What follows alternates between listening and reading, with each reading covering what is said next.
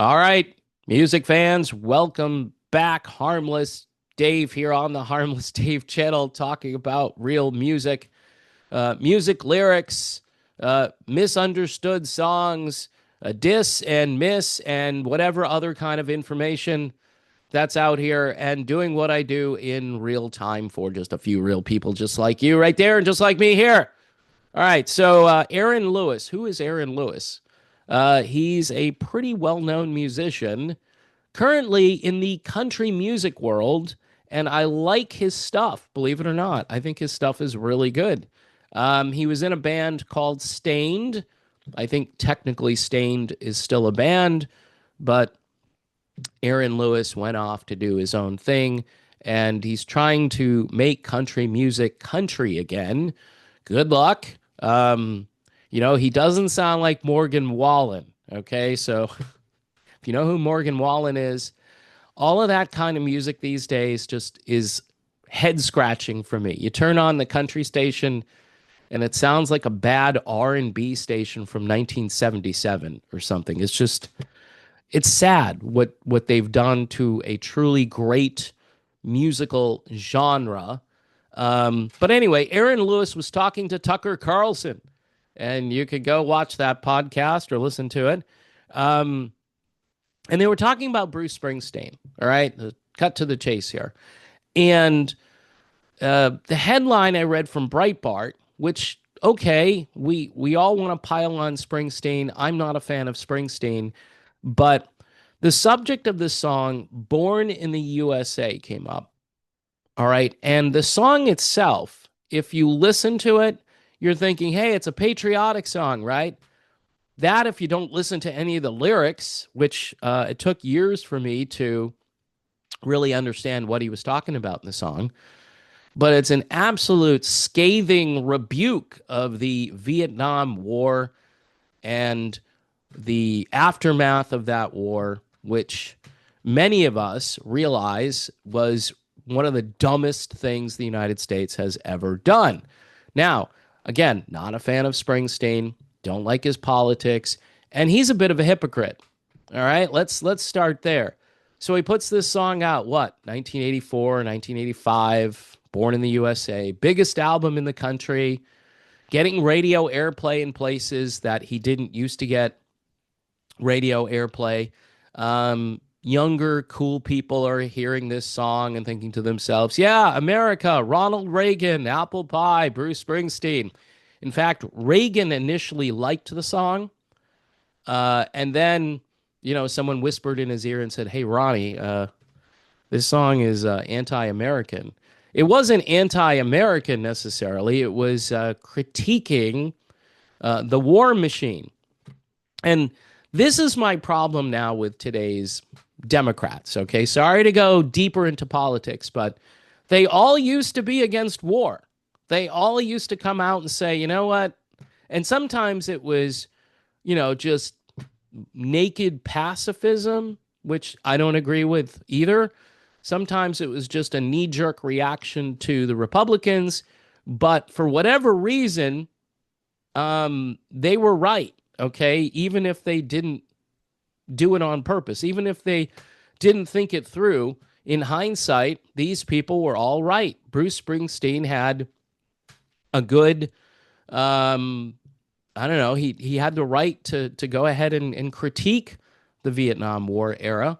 And Aaron Lewis and Tucker Carlson knows better too, because he's been talking about all these interventions as of late. And, it's why I supported Tulsi Gabbard when she ran for president, because she talked about the war machine and the military industrial complex and all of that stuff that people apparently either don't care about or don't know about, which is bizarre to me. So critiquing Springsteen on this song and saying it's not patriotic, probably in hindsight, not a good idea, because I think the song hit a nerve and maybe caused a few people to rethink patriotism and what that means. Let's just support the war machine no matter what. Yeah, let's send money to Ukraine. So Springsteen currently supports all these people who want to basically redo a Vietnam. They want to go to Ukraine and stay there forever. They want to go and help Israel forever, and it's like, and this has nothing to do with, Russians or Jews or any of that stuff. It's just what we always do as a country.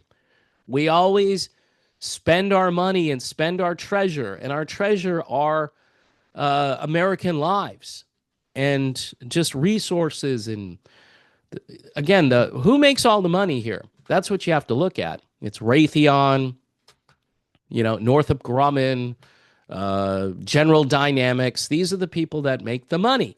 And it's weird because Springsteen supports all of that stuff.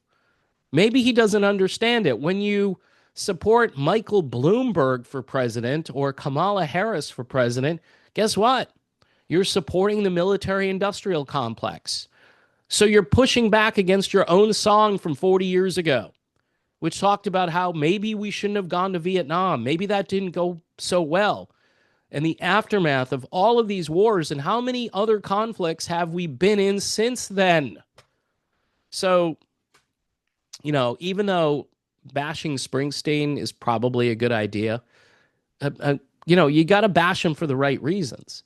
Don't bash him because, like a broken clock, he was right here. He was definitely right on this song. Maybe this was his token Vietnam song. There have been other people that have touched on this topic in the music world, and they tend to focus more on the plight of the veteran, which is less confrontational because they're not really addressing what the government did to the veteran. They're just talking about the life of the veteran since they were involved in whatever conflict they were in. It's not patriotic to go to war. Okay, it's not patriotic. In fact, it's probably one of the worst things that you can do as a country, and you shouldn't do it unless you absolutely, positively have to do it. And you shouldn't be sending money to other countries so they can fight wars. I don't get that. So anyway, to make a long story slightly longer, the whole Aaron Lewis thing, even though I like Aaron Lewis, his take on this, I think, is a little bit off. All right. There are low-hanging fruit when it comes to Springsteen, things like his support for Kamala Harris, who would have been a warmonger in chief. Every conflict that is currently going on, she would have just signed off on or let the military brass run it, right, without much input, because what is she going to say? Whether you like Trump or not, he's trying to pull back some on this stuff.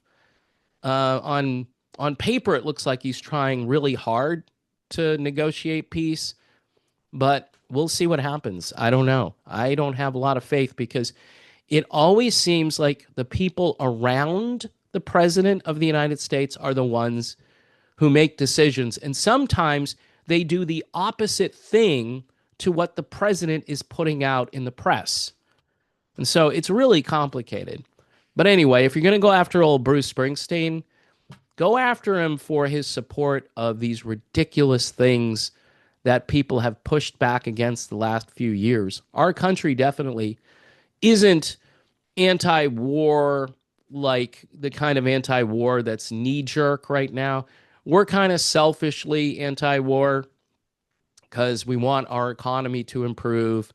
We don't want our sons and daughters going off to foreign countries to die in the name of something that we can't even determine what it is. And that's just ridiculous that we're even, the conflict between Russia and Ukraine, right? If you try to explain it to somebody, they'll glaze over and they'll be like, yeah, I just want to put gas in my car. I need to go buy some bread and some milk, stocking up for the snowstorm in New England. I get the eggs, the bread, the milk. So I'll be good. We'll get through it. That's what people think about these days. They don't think about foreign policy. Anyway, just wanted to talk about this because it's always a slow day in the world of classic rock. I'm still a bit under the weather here, struggling to get through this, but thank you for putting up with it. You could check out that whole interview between Tucker and Aaron Lewis. Aaron Lewis, I'm not trying to dump on you, buddy, because I like your music. I like your attitude. But patriotism these days, I think, is a little different than the patriotism from 1985. I think people have wised up and, keeping the weapons from being used, I think, is more patriotic than just going to war because we're America and we're the best and we're tough. Um, we have to make better decisions going forward, or the bankruptcy is only going to get worse. And I'm talking about the money, but I'm also talking about the moral bankruptcy as well.